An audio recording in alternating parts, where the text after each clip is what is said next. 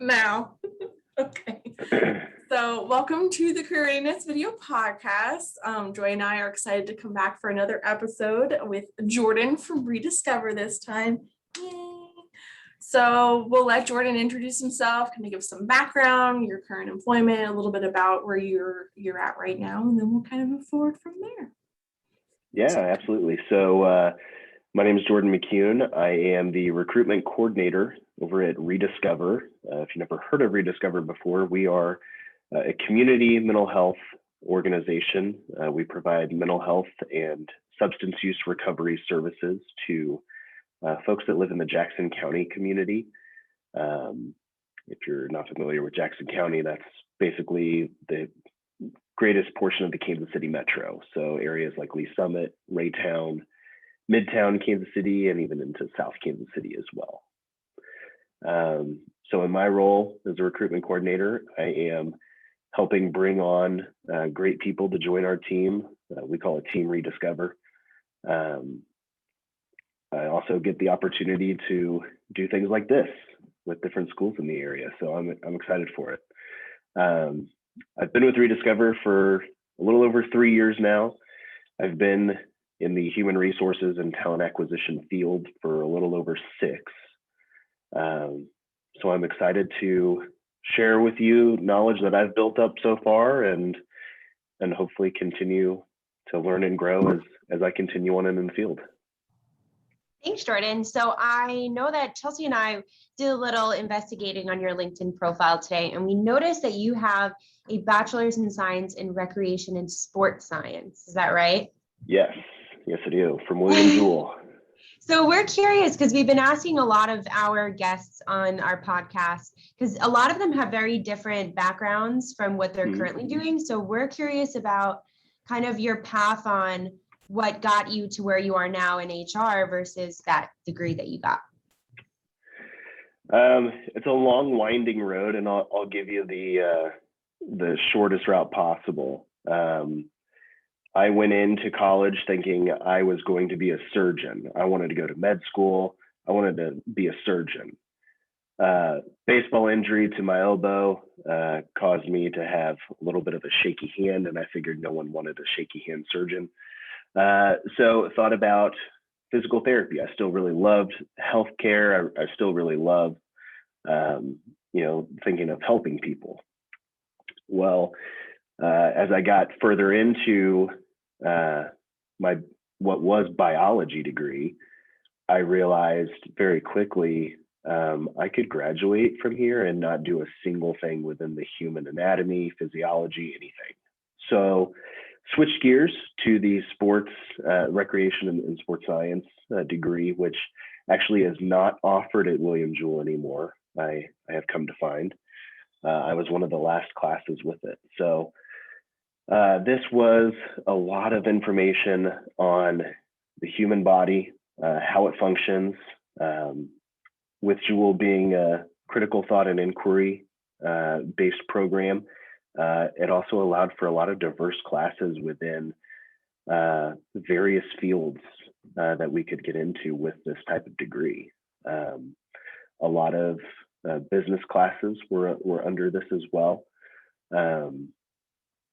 And I really found myself gravitating more towards operations and how things run, and really found my passion in being a part of an organization that's caring for people and having some of that direct support experience that I've had really grew my passion with that. But the education that I had really made me invested in more of the operations and how things can function efficiently and how can we continue to build on helping people.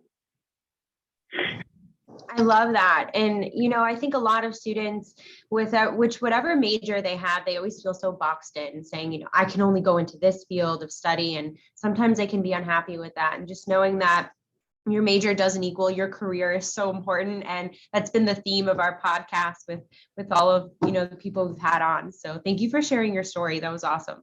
No, that's a great point too. I mean, I thought I was kind of pigeonholed in my degree too, but I I was given an opportunity at an entry level position in HR, and then I just loved it and continued to work through that. And I now have the opportunity to work with SHRM, the Society of Human Resource Professionals,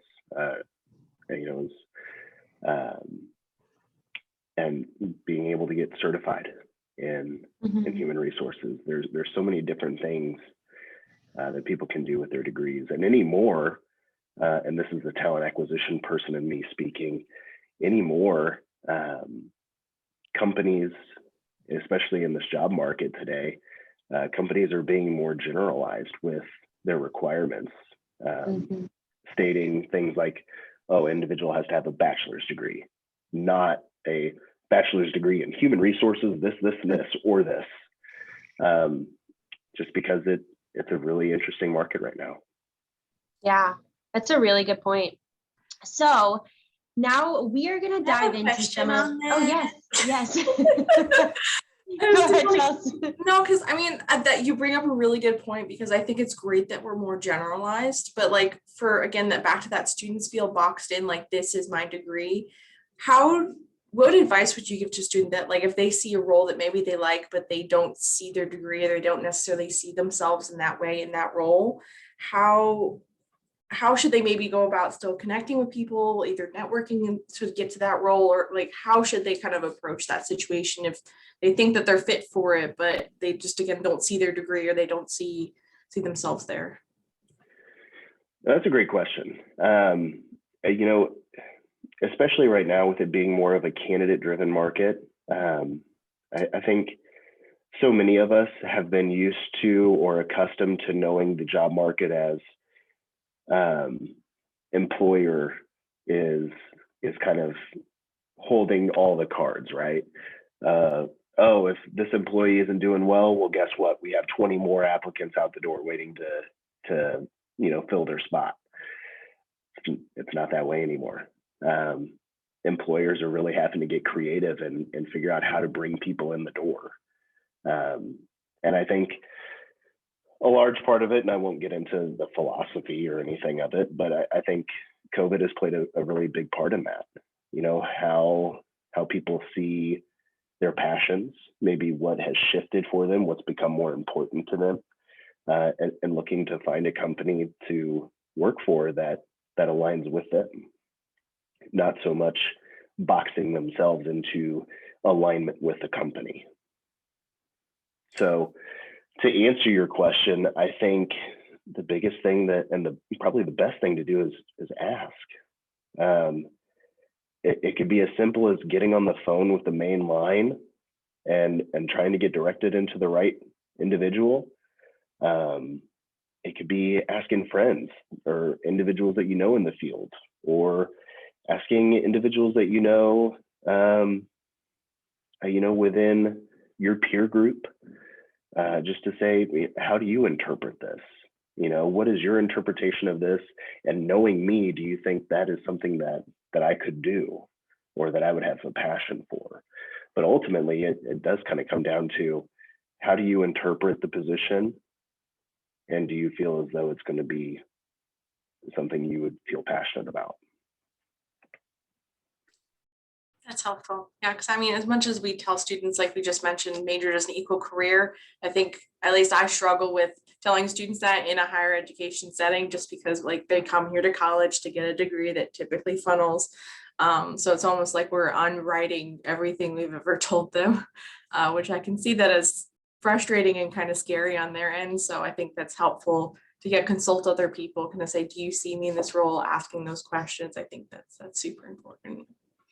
Well, yeah, and I think oftentimes probably one of the biggest majors that feels that is the teaching and education major, right? Oh, I got this teaching degree, so all I can ever be is a teacher. Or if I can stick it out, I can continue my education and get up into administration. That's not always the case. I mean, there's various different training opportunities. There's so many different fields that allow for that education degree to be utilized. Yeah, I see that a lot. I work with a lot of the ed students, and we talk about the importance of networking, getting a LinkedIn account, and they're like, I thought that was only for LinkedIn was only for business students. And I said, no, it's for everyone to really network and connect. And, I think they have that, they feel like they're boxed in with just teaching. So yeah, that's helpful. Well, that kind of leads us to networking. So that is one of the main topics we want to cover today. So why don't you tell us what your top tips on networking, but also telling us what it is in, overall. What does networking mean? Yeah, I mean, that's a great question. I mean, when I think of networking as an introverted person, myself, I first looked at networking like, you mean I have to go talk to other people and try to get to know them and share about me? I don't know. Why would they want to know about me, right? But it becomes a lot easier, and really it's conversation. That's what it boils down to. Being able to meet individuals in diverse backgrounds, diverse areas of study, different fields, ultimately to expand your knowledge.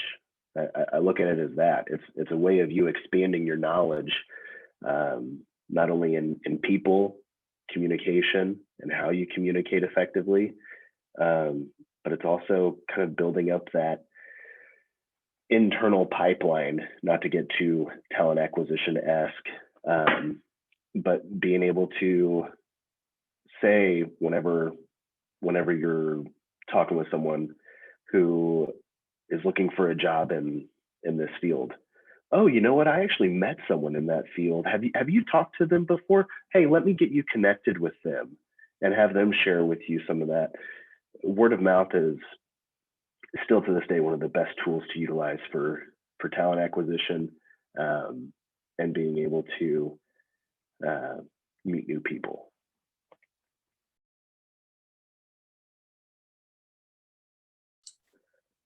Yeah, I think you brought up, I like that diversity piece of it's you're kind of diversifying your skills, but also like how you connect with people, the people that you're connecting with, their experiences.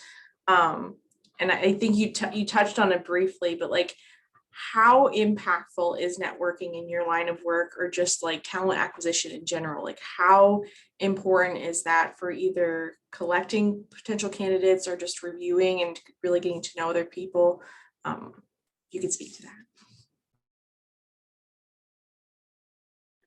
Absolutely.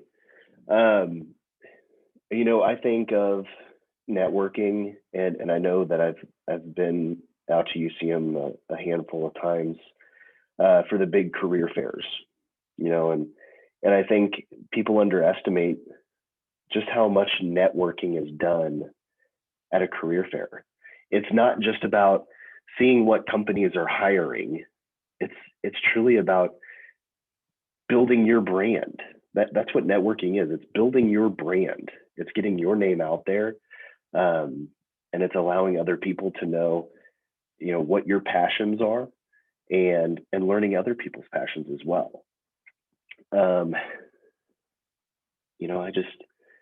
When it comes to networking, I think it's something people put a lot of energy in, and it not necessarily be directed in the way it's intended.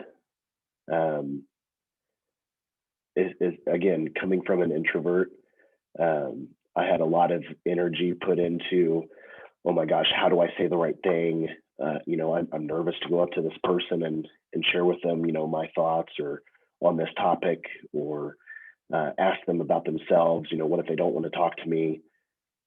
And all I was doing was wasting time. It's just meeting people and getting to hear other individual stories.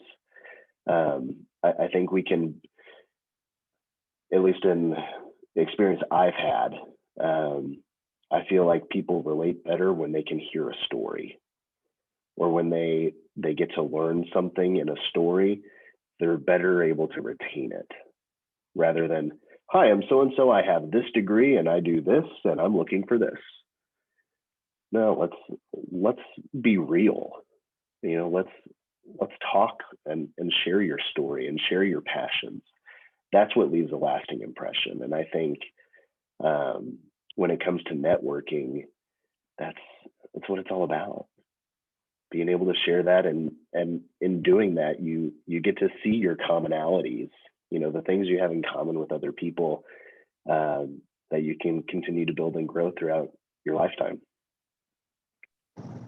Yeah, I always tell students, it's not about asking for a job, right? It's not about collecting contacts. It's about like planting relations, right? And it'll take time, and it's about being real and genuine, and it doesn't have to be formal, and it can be done anywhere, right? Whether it be in person, word of mouth, at a career fair, on LinkedIn. There's so many ways to do it. And I think you're right. People overthink it, right? They're like, okay, what do I need to say? How do I sound professional? But when in reality, people just want to know your genuine self and who you are. So I think that's really powerful. And I think breaks down all of those scary thoughts of networking to just, hey, it's a conversation, right? Yeah. And, and I bring up, and probably because it has been my profession for so many years now, but from a talent acquisition perspective, oftentimes people just assume or automatically associate, oh, this recruiter's reaching out to me, they're trying to find me a job, right? That's not always the case. I can't tell you how many times I've reached out to people and it has been for nothing about a job. It's been, hey, I'll be honest with you, I'm struggling to find someone for this role. And I see that you're, yes, you're qualified under that umbrella. I'm not trying to talk to you about it. I want to figure out, what is it that you look for in a position? Like, what makes you say, yeah, I would really want to be in a role like this.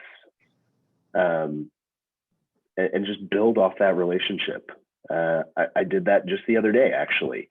I spoke to an individual previously that we were looking at hiring for one of our positions here.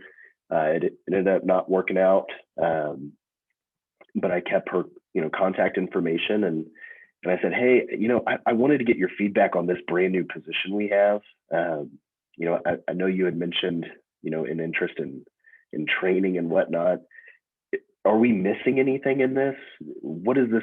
How does this feel to you? What does this look like in your eyes? And I was able to get great information. And it's again, going back to that conversation and that building of that relationship, which stems from that networking, and honestly, just being open, just being open to being yourself, and letting others be themselves. So Jordan, how would you say you manage your network? So I know one key part about networking is kind of maintaining those relationships. So what are some strategies that you use to kind of keep up with your network base?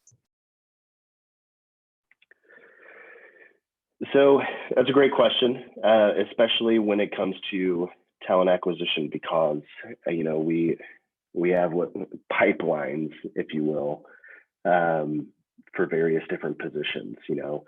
I think of ReDiscover, and there's pipelines for counselor technicians, there's pipelines for case managers, and all of those are different than my pipeline for psychiatrists, right?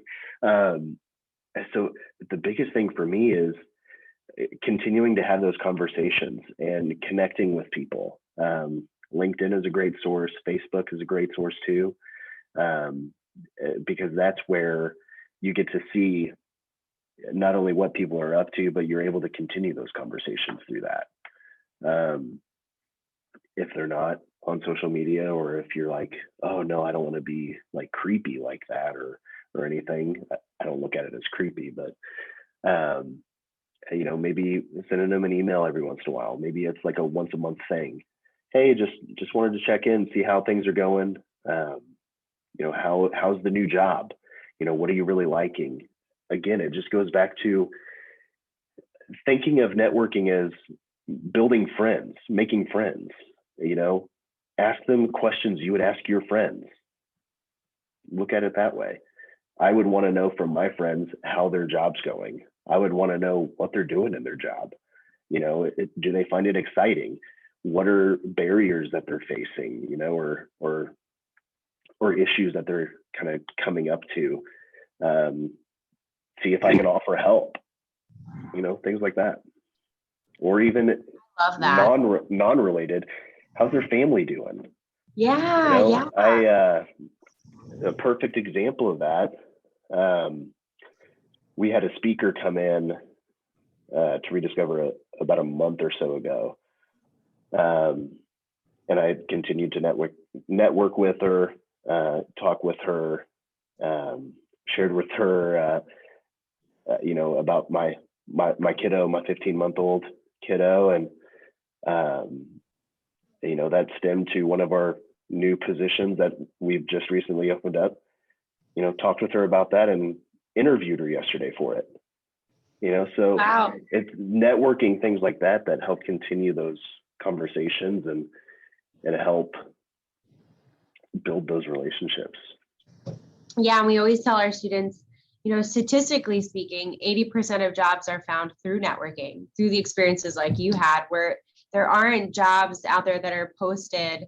A majority of them are through building those connections, relationships, and word of mouth. So I think that's a really great point. And something else I want to mention. So one thing I do to manage my network that you kind of talked about with, sending people emails. I think one thing I find students struggle with is kind of forgetting about all these people, and it can be overwhelming. So I always tell them it's really good to just pull up your Google Calendar and just put little reminders once a month or every few weeks about follow up with Jordan or follow up with Chelsea on X, Y, and Z, so that you're kind of always getting reminded and it's not such an overwhelming, daunting thing that you have to do. So that's helped me a lot. Yeah, absolutely. I mean, in my role, I can't be unorganized. I have to keep my Google Calendar up to date, and I brag to the agency. We have a little over 600 employees here, and I have bragged to our executive leadership, so our vice presidents and our president and CEO. When it comes to calendars throughout the organization, I guarantee you 100% our talent acquisition team's calendars are the most accurate, the most up to date, because we have to be. Props to you. That is pretty awesome. Yeah, mine isn't that organized. I try to be. I put everything on my calendar because otherwise it'll just go out one ear and I know. I gotta keep myself accountable. Chelsea. AI definitely helps, though. I mean, if you think about it, how much AI is so beneficial in our everyday. Waking up, hey Siri, what's on my agenda today, and that helps me plan out. Or even, I'm the person that looks the night before, or even 2 days ahead of what do I have going on, coming up. How do I need to structure my day, so that I can get everything done. Yes. And there's so many times where, stuff comes up in all of our jobs that I'm like, there has to be some time in every day where I just sit and look at my calendar and go, okay, what do I need to move? Where does it shift? Where does it need to fit? It's almost like a Tetris game. Just make it look pretty to where it fits everything. But in a way, I think I want to go back, but also switch gears, because you brought up a really great point about energy, and then also that storytelling piece. And I really kind of want to understand, like, what advice would you give students on like how to kind of manage that energy into when they're going to talk to a recruiter, if they're going to a career fair, if they're going to be networking somewhere, like how do they manage that energy to talk about themselves in that personal pitch thing, but like with their story, how do they brand that? So I think one thing, and to start answering your question, one thing I tend to find is that we as humans suck at communicating, right? I mean, that's the cold hard truth. It is something we always need to work on, right? How do we relay our message to someone and make sure that they're receiving it the way we want them to, right? A lot of that is just in understanding people, right? If I come up to someone with a lot of energy, right? I think about one of my teammates, Alexis. Okay.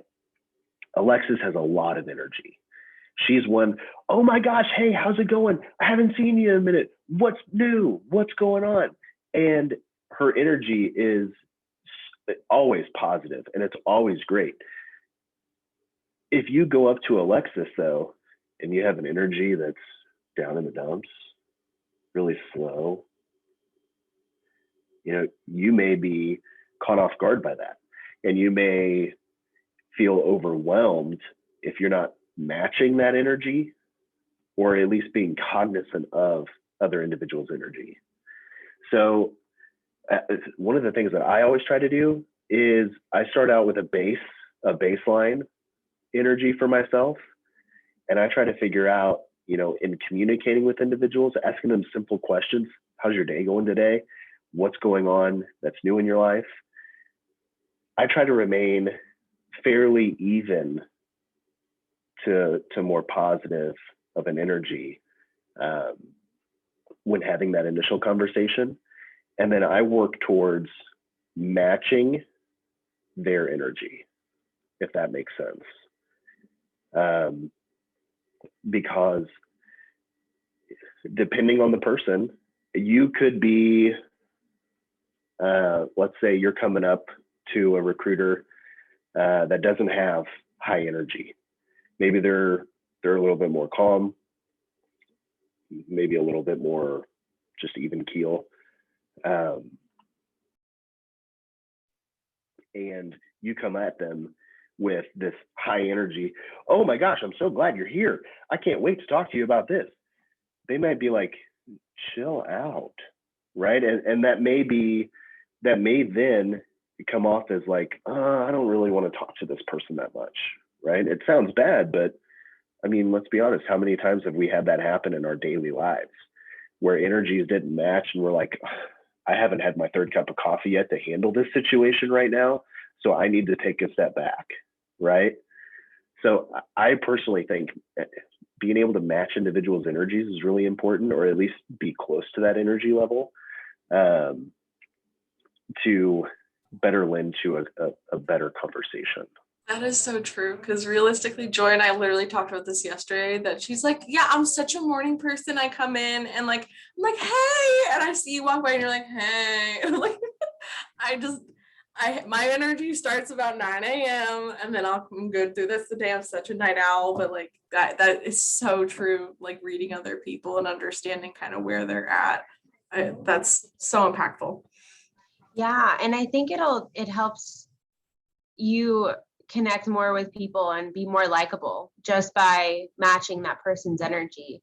And it's funny because we talk about energy within our office all the time, but in a different way. We have students map out their energies throughout the day and see when they have their high and low points. But I think what you're talking about is even more in depth on just on an awareness level when you're interacting with anyone and matching that. So that is so interesting. And I absolutely love that. And I'm going to share that with students.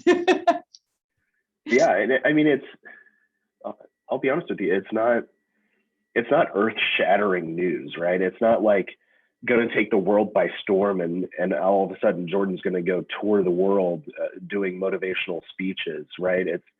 It's things like that are so simplistic that we just forget about, right? It's just, oh yeah, this person, I'm learning in my conversation because I'm keeping an even energy.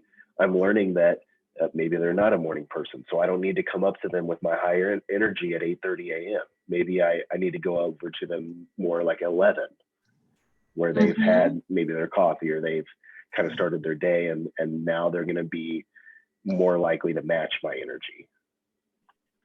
Yeah, I know for Chelsea, I make sure to avoid her until maybe 9 or 10.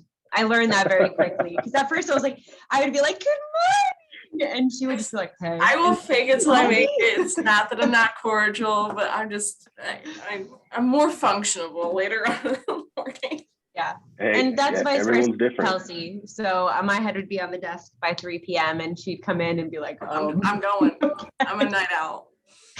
But yeah. And that's the thing. Everyone's different. Yeah. And I think we should celebrate that. I really do. And I think that it is interesting. And I mean, I would not want a joy that's not joyful at 7:30 in the morning. It just doesn't seem right. So I think that it's okay that it's a little bit different. But as far as that, once you redirect the energy, kind of helping that interaction with the other person, like how do they go about then? I mean, it's a regular conversation realistically, like we've talked about, but how do they communicate their story in a way that's not like, I have 6 dogs and like one of them died yesterday, but also like, I'm really excited to meet with you, and not go everywhere to word vomit in a way, if that makes sense. Yeah. And I think the word intentional is something that I use so often. How are we being intentional in our conversation? How are we being intentional with our words, right? If I'm at a UCM job fair and someone comes up to me and says, "Hi, I'm so-and-so, and I'm not doing so great. My dog just died." I'm the type of person that is going to say, "Wow, I'm really sorry to hear that. I'm here to talk to you if you want, like, share with me your story. That's totally fine." But then in that conversation, if that's going like 20, 30 minutes and we're still not getting to, okay, what are you really here to talk to me about? Then I'm going to be like, Chelsea or Joy may be able to point you to a really great counselor on campus that I think would really be more beneficial to talk to about this situation. And that's not to poke fun at any sort of emotional situation, but it's common when we get nervous, we word vomit because we're trying to find the right thing to say, and we use fillers and fluff to make us sound eloquent, right? And to make us sound like we know what we're talking about. Don't. Just don't. More often than not, I feel like people read through that. At least when I speak to individuals in my circle and even outside of my inner circle, I've been very fortunate to surround myself with people that are better than me I've tried to find people that are better than me at everything, because honestly, I want to be the least skilled person in the room, because that means I have that much more to learn, right? And I've come to find that they can really read through some of that extra fluff that people are spilling. So I think the biggest thing is kind of going back to trying to build that friendship. Look at it as a friendship, to where you're networking with someone and you want to save some of the deeper stuff, right, until later on down the road. Let's be a little more cordial now. Let's be a little more inquisitive about what it is you want to know, and vice versa. Let's also be inquisitive about what you want to know about the other individual too. I think there's a time and a place to talk about your sick dog, but in professional networking events, probably not the place, unless you're talking to a counselor and you're wanting to utilize them for services. But does that help kind of answer that question? I mean, it just goes back to being intentional about how we communicate. I think the intentionality piece is really important, because I mean, the dog thing I exasperated the whole situation, but I was mock interviewing a student, and they literally, in their personal pitch or their introduction, literally were like, well, I grew up in this small town and I had 6 dogs and they were show dogs. And then they went on and on and on. I was like, what's the point of, I would love that you have that, but what's the point of it all? Eventually reconnected, but also I'm like, I don't know if I necessarily needed the whole story. And Chelsea, the flip side of that right. is what I see a lot of students doing is saying, being very robotic, and every single person says, hello, yes. my name is Joy Greenco, and I am a student at the University of Central Missouri with a psychology degree and looking for opportunities in da da da da da, right? And it's I so feel like there's robotic. no And there's not. yeah. So like, how do you combat that? How can you be unique where you are intentional, but you're also not robotic and just blending in with the crowd like everyone else saying the same thing? Yeah, and I mean, that personal pitch, or I've heard it also be called EVP, employee value proposition. I think of it as, what do you bring to the table, right? How do you stand out in a crowd? To your point, Joy, it's honestly, it's a little bit of humble bragging, right? To the point of the small town, student with 6 dogs that were show dogs. Like, that's cool. Is that a bragging point to you, or is that a bragging point to the dogs that they were show dogs, right? So utilizing your background to be able to say, because of this, I'm going to be awesome at this. You know what? I grew up in a small town with less than 500 people. So I had to really build those relationships, because it seemed like everyone knew everyone's business. And that really allowed me to better know how to communicate effectively with people.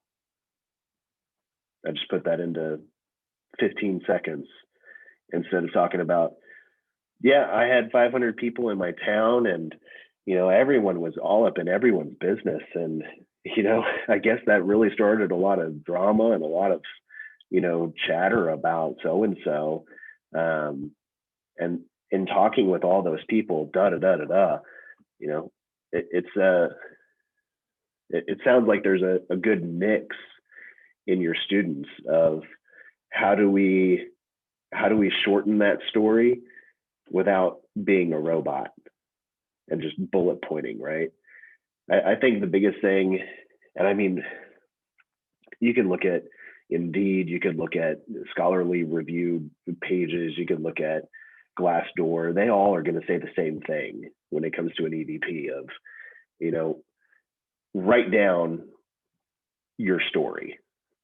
Probably going to be, and truthfully try to write it down into a page, right? Try to keep it to a page, especially for those long-winded stories, right?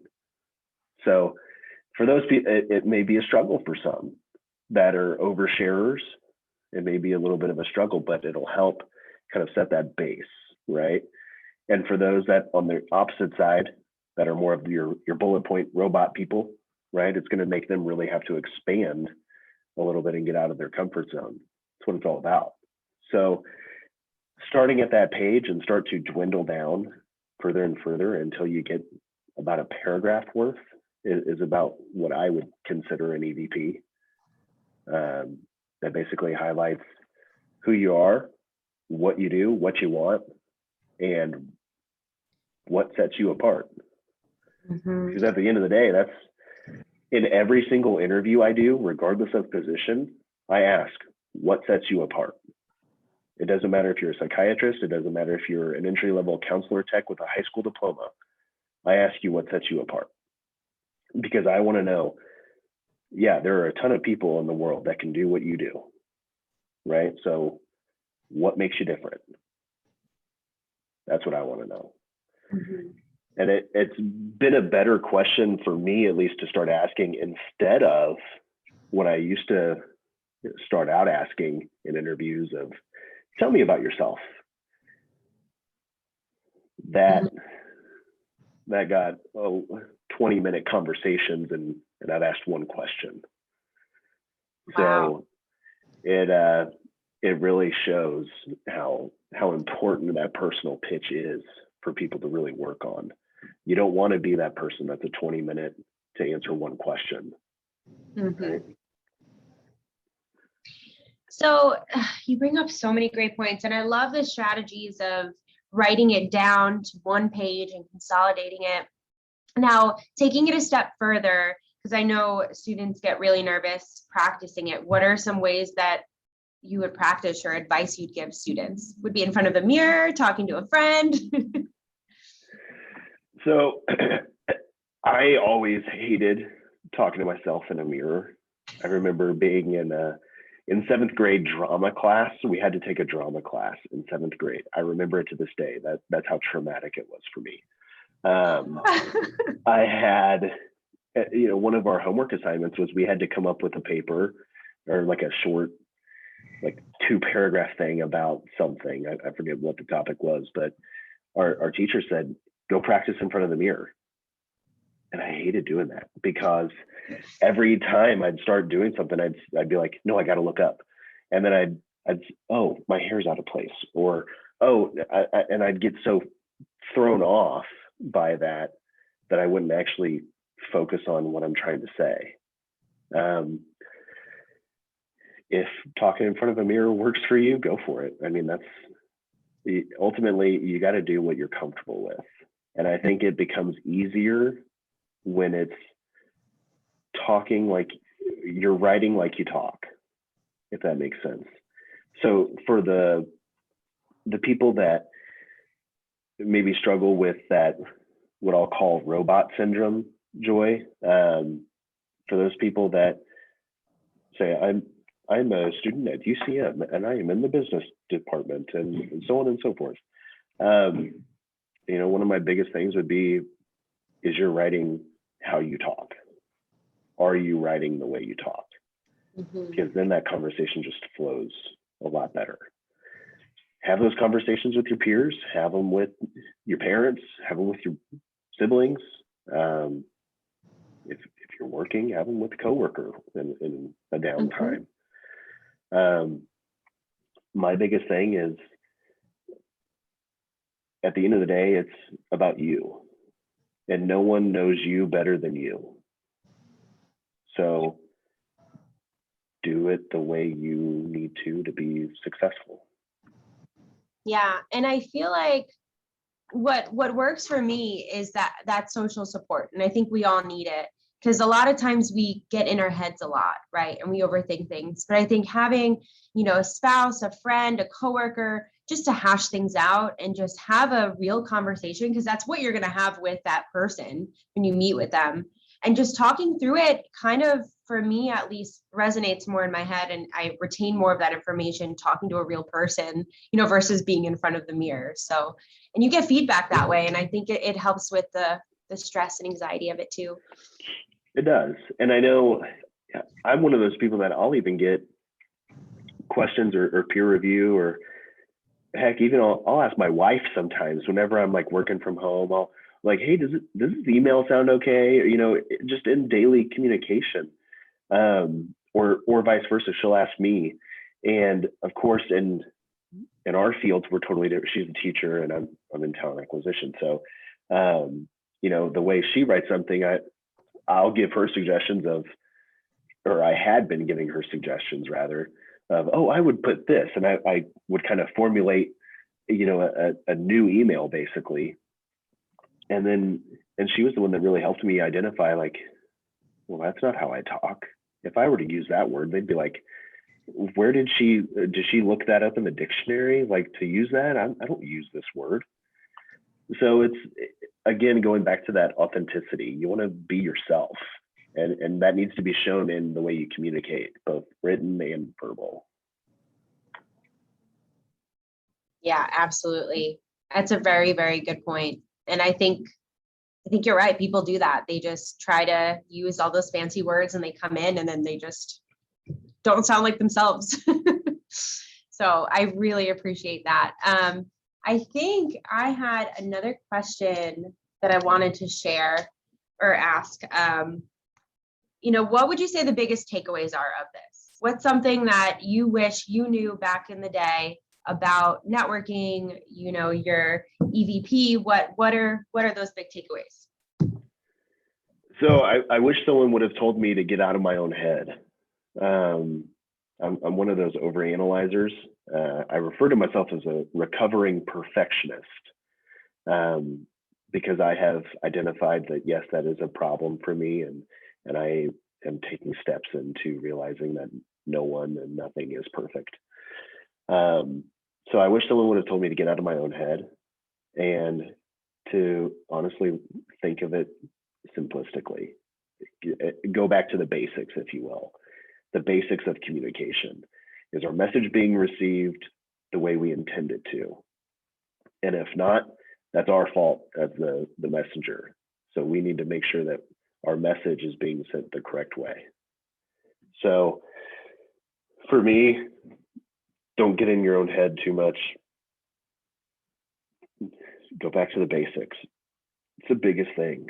Don't let it overwhelm you. Don't let the word of networking and personal pitch, don't let that scare you, because what it is basically is making new friends and being your authentic best self.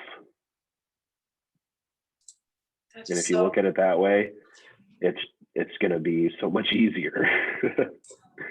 It took a long time for me to realize that.